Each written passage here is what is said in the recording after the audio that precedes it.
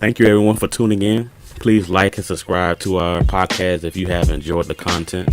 I am philosophical, and I have my co-host Culture on the mic. What's going on, Culture? Hey, what's going on, everybody? We're here for another show. Cool. We are Iiconic, and we will be discussing interracial marriage in different facets of our current and past societies. So let's go ahead and get into it. Let me go ahead and first get started by identifying what I feel interracial marriage is. I feel that interracial marriage on a universal level are those people who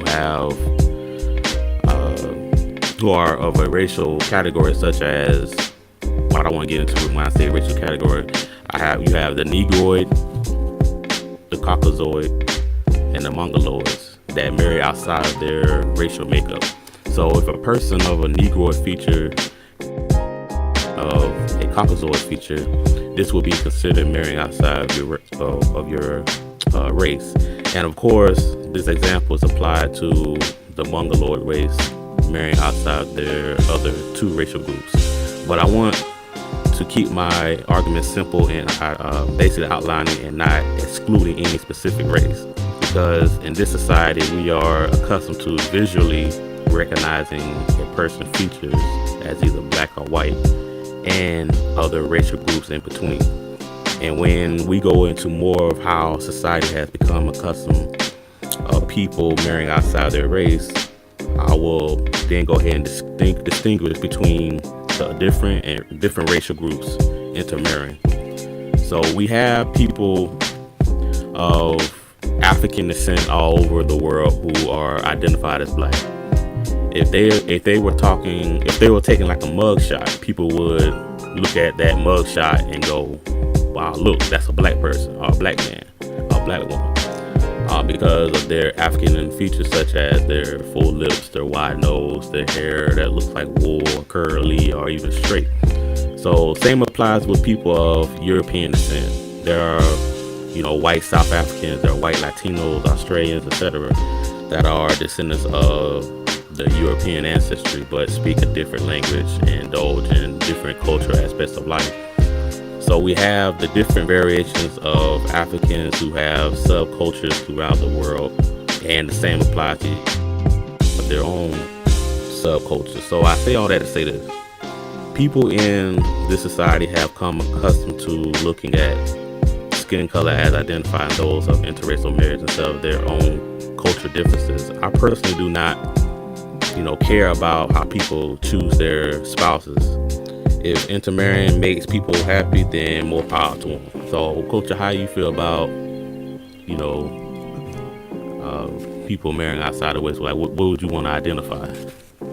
Well, the main thing I think I'm gonna speak on is more so of the universal and spiritual aspect, because going beyond the physical level, I don't think it really matters as far as who you choose to love, who you choose to be with. That at the end of the day, my theory is that we're all human beings, and race is constructed. So whoever you choose to love and whoever you choose to be with, that's purely physical. But I'm looking at it from a more spiritual perspective, because we have we're all one race. We're all from the original black man, but it has been so stretched out and passed on over the centuries that we have lost connection as far as other races, and even the current black man himself has lost connection with the root. So on a spiritual level, it's interesting to look at the effects of dating someone that's not as closely rooted as you, and also the cultural effects as well in society. So I think that's what we're going to be talking about today, and just giving different viewpoints and different perspectives for each one. All right, so based on our intros, have society become accustomed of people marrying outside their race? I personally feel that in this day and age of the 21st century, we as a society have assessed that the intermarrying and interbreeding. The reason why I say I have accepted this type of relationship is because of the media and the social media platform displaying more imagery of mixed couples in different facets. But let's not get it all twisted up. There was a time in America where blacks and whites were legally not allowed to even marry. It used to be so bad that even if a black man looked at a white woman, to say it like that, it was based off with their heads. So it is now 2018, right? And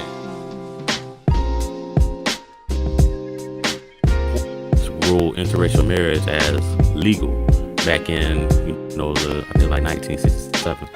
That wasn't that long ago when we look at it. So this ruling of legalizing interracial marriage came at a cost of two individuals, one white man and one black woman, who for going against I think at the time it was the Virginia state law of interracial marriage.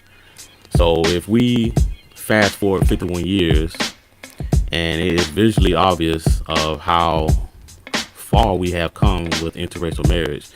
The idea of interracial marriage is so visible that we as a society were able to witness a royal wedding of Prince Henry and that retired black actress Megan on TV back in I think it was May of this year. So to me, imagery is everything, because little black girls were watching this ceremony displayed on television as a fairy tale, with a white man to be basically the norm. Again, there is nothing wrong with one's preference and who they choose to marry. I'm just reiterating the fact that the media has a large part in pushing the interracial marriage as a norm for people to become accustomed to. Now, when I speak on interracial marriage, I'm only referring to those individuals of African descent and white European descent. So, like, with that being said, how you feel about your viewpoint on how this society is accustomed to people marrying outside the race culture? Well, society definitely has gotten accustomed to this. There's not really much that we could really speak on, because the fact that it's more frequent, it's more in your face, but I don't think it's fully there yet as far as being fully accepted, because I know a few interracial couples and they still get weird, dirty looks by other people. Surprisingly, like, you wouldn't think that would be happening in 2018. And there's always going to be the family structure for the either the male or the female, right? And I think that's what's more holding it back than anything, because the family structure is still traditional. The mother, the grandmother, grandparents, whatever, they're used to growing up in a certain time, so them seeing a biracial couple is new to them, and I think that's where a lot of the pushback comes from. But if we were to separate that and it would just be the couple that's in love with each other, then that's fine.